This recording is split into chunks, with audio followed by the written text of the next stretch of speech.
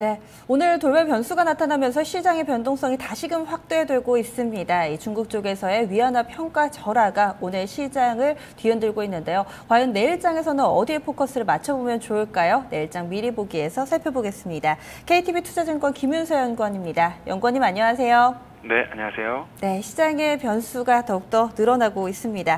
내일장에서는 먼저 이 국내에서 체크해볼 만한 포인트 어떤 것들이 있을까요? 네, 일단 그 시장 상황이 조금 생각했던 것보다 좀 어려운 쪽으로 흘러가고 있는 것 같습니다.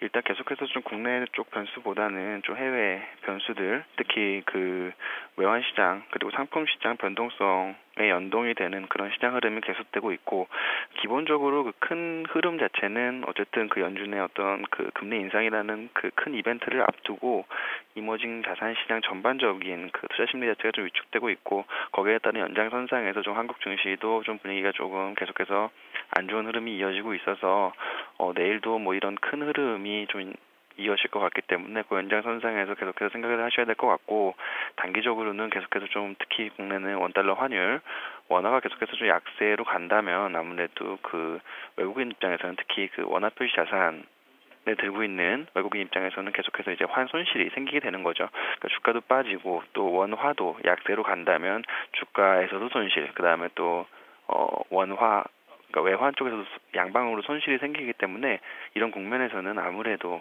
그 외국인이 또 국내 증시에 대한 그 주가 수익률이 굉장히 기대 수익률이 굉장히 낮은 상황입니다. 그렇기 때문에 이러한 국면에서는 조금 이제 계속해서 보수적인 그런 전략으로 대응을 하시는 것이 좀 좋을 것 같습니다.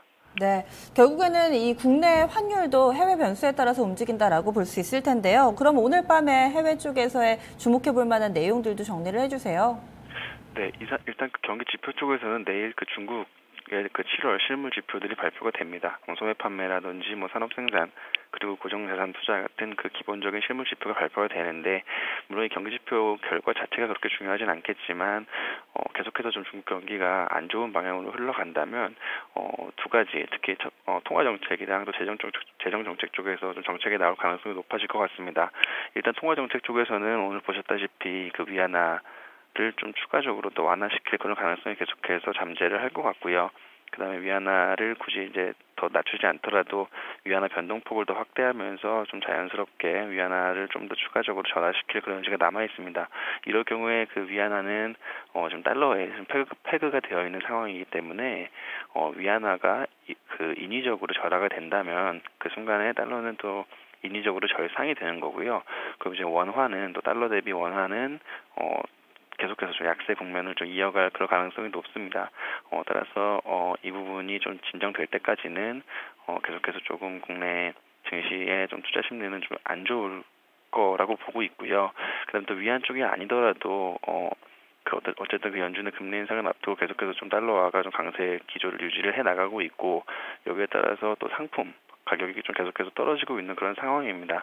우리나라는 또 유가 변동에 좀 민감한 산업들이 많기 때문에 이런 부분들도 좀 단기적으로는 굉장히 좀 불확실성이 높은 그런 국면이라서 좀 상품 시장, 어제 물론 유가가 반등해서 조금 이제 긍정적이긴 했지만 이 반등 여부가 좀 계속해서 지속될 수 있을지도 좀 확인을 하셔야 될 것 같습니다. 중국 쪽에서의 이 위안화 평가 절하 같은 경우는 어찌 보면은 중국판 양적 완화다 뭐 이런 평가도 나오잖아요. 그 결국에는 이 중국의 경기를 부양하려는 정책 가운데 하나라고 볼 수도 있을 텐데, 이 부분이 좀 국내 증시의 충격으로 다소 좀 안 좋은 쪽으로만 비춰지는 것 같아서 약간의 좀 안타까움도 있습니다. 조금 다른 측면에서 긍정적인 요인을 볼 수는 없을까요? 물론 중장기적으로 봤을 때는 이제 원화가 어쨌든 위안화를 좀 억지로 절하를 시키면 오늘 보셨다시피 원화도 약세로 전환하는 효과가 있습니다. 근데 이제 중장기적으로 말씀해 주신 대로 우리나라 수출 기업들도 어쨌든 그 달러 표시 좀 매출이 늘어나는 거기 때문에 중장기적으로는 좀 긍정적일 수 있지만, 단기적으로는 그 일단 금융시장의 어떤 그 투자적인 관점에서는 원화가 절하가 되면 원화 표시 자산이 계속해서 이제 평가 금액이 떨어지게 되는 거죠. 그렇기 때문에 좀 단기적으로 시장은 조금 계속해서 부정적으로 반응할 수밖에 없을 것 같고, 그 원화가 약세로 가더라도 그 글로벌 수요 자체가 아직까지는 그렇게 뭐 강하게 되살아나고 있는 국면이 아니기 때문에 원화가 약세로 전환을 한다고 해서 어떤 국내 기업들의 어떤 수출 기업들의 실적이 실제로 좋아질 건지에 대한 신뢰 자체도 그렇게 강하지가 않습니다.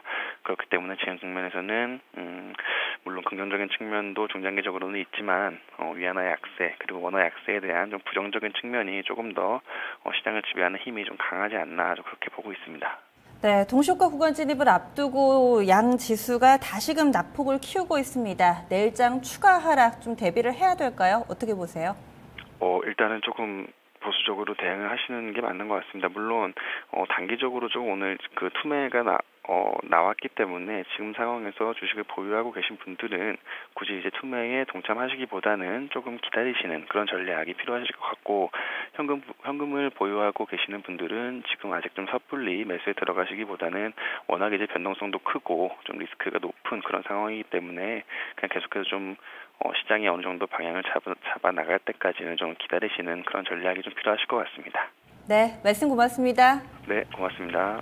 매수든 매도든 일단은 조금 더 관망을 해보고 시장에 대한 방향성에 대한 확신이 든 이후에 좀 대응 전략을 세워보셔도 늦지 않을 것 같습니다. 단기적으로는 이 환율에 따라서 수급이 좀 악화되고 지수에도 좀 부정적인 영향이 불가피하다라는 내용 KTB투자증권 김윤서 연구원을 통해서 좀 들어봤습니다. 현재 시장 분위기입니다. 원달러 환율은 치솟고 있고요. 현재 지수의 낙폭은 깊어지고 있습니다. 잠시 후 동시효과 중계석에서 좀 더 자세하게 짚어드립니다. 2부로 넘어갑니다.